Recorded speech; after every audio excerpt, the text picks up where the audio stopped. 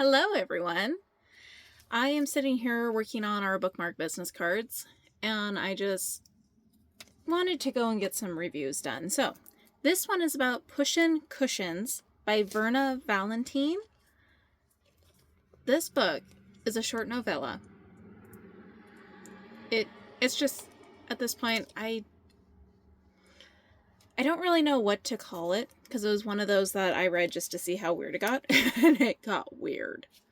So basically, you got this guy who is working in his office late at night. Yes, it's going exactly where you're thinking, but not in the way you're thinking, which is why it's so odd. So he's going through a divorce, and he's like, poor me, it's all my ex-wife. I'm not the issue at all. You know, the normal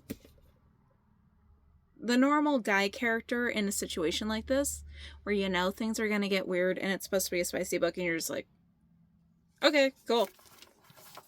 So he's going down memory lane, and he's remembering when he was in college, he was the nerd of all nerds, apparently. And one thing he realized was one night he didn't want to go out with the friends, but he wanted some hanky-panky, and somehow... Remember, I read this like last year. It's 2026. I read this in 2025. And it was so weird, it just popped into my head and I had to do the review video. Somehow he ends up doing the hanky-panky with his couch. Yeah, I'll let that soak in for a minute.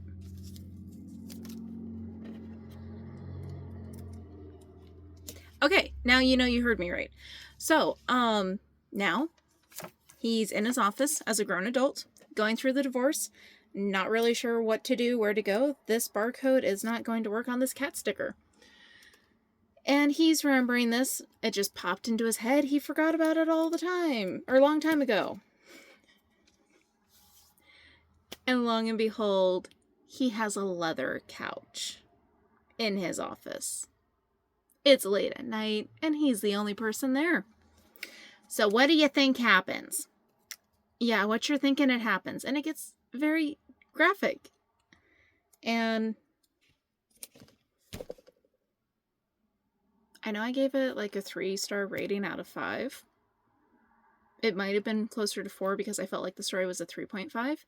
Because it doesn't end how you expect it to end. Which was honestly hilarious. So as he's doing the hanky-panky with the couch, who speaks to him, by the way, as if that's normal. You guys, if your furniture's ever talking to you, please consult your doctor or call a priest, because it's going to go one of two ways, and neither of them you really want to deal with. So, the couch, it's talking to him. Suddenly he's transported into this other, I'm going to call it setting, because I don't really want to give too much away, and quite frankly, I'm still not completely sure what it is.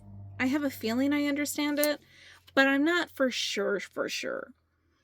So, the couch, it's not a couch. I'm not going to tell you what it is. I'm going to tell you, I was sitting there like, so this means you did the hanky-panky with the couch too, and now you're going to take his place. Which, yes, is a spoiler, but I'm not going to tell you what happens to this person after they take his place. It doesn't really go where you think it's going to go, and it made me laugh so much. This is perfect, because it's a fictional world, while I'm living in the real world. So, long and behold, I mean, let's just be honest here, about halfway through when we get to the other setting, you pretty much just assume this guy's going to be stuck there. He kind of is, kind of isn't. The big issue is, apparently, somebody else has to do the hanky-panky with the couch as well. And the place he goes, that's probably not going to happen. And I'm just sitting here because the last one was stuck in there for like 1,000 years. Don't quote me. And I'm just like, how long are you going to be stuck in there? So it popped into my head because I remembered the ending of the story and I'm not going to lie, I'm watching When Ghosts Attack. And I'm just like, oh, yeah, that was a thing. I never really fully figured out that thing. that thing still rents space in my head. And I'm kind of wishing there was a part 2. But I kind of don't want to read part 2 because how much weirder could it get, honestly? That was a full sheet review. So, Pushin' Cushions by Verna Valentine. It's weird. If you're looking for weird, go do it. If you're looking for steamy, go do it. If you want a paranormal aspect to it with another side of a little bit of sci-fi, just go do it. If you want to be scarred for a little bit, that's your book. And trust me, you're not going to want to sit on a couch for a little bit. All right, guys, see you in the next video. Bye.